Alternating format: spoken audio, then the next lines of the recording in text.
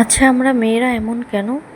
আমরা বিয়ের পর স্বামী, সন্তান, সংসার নিয়ে এত বেশি ব্যস্ত হয়ে পড়ি যে নিজেদের যত্ন করা, নিজেদের দিকে খেয়াল রাখার ব্যাপারে আমরা পুরোটাই উদাসীন হয়ে যাই।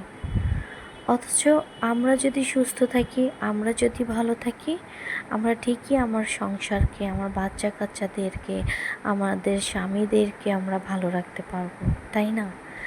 কিছু কিছু মেয়েরা আছে আমরা যারা নিজেদেরকে যত্ন করি, নিজেদেরকে সময় দেই, আর যেটা হওয়া উচিত, এটাই হওয়া উচিত। কিন্তু আমরা কিছু মেয়েরা আছি যারা নিজেদের যত্নের প্রতি উদাসীন। আমরা ঠিকই বাচ্চাদের, স্বামীকে টেক কেয়ার করছি, তাদের জন্য ভালো ভালো রান্না করছি, বাচ্চাদেরকে দুধ, ডিম, ফল, ফ্রুট সব দিচ্ছি, হাজব্যান্ডকে দিচ্ছি। অথচ নিজেরা কয়বার আমরা এক টুকরা আপেল নিয়ে খাচ্ছি, কয়বার আমরা একটা পেয়ারা কেটে খাচ্ছি। 2টা আপেল থাকলে আমরা কখনো একটা বাচ্চাদের দিচ্ছি আর একটা রেখে দিচ্ছি যে ওরা পরে আবার খাবে।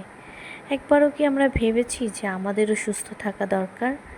আমাদের বয়সের সাথে সাথে ইমিউনিটি সিস্টেম কমে যায়।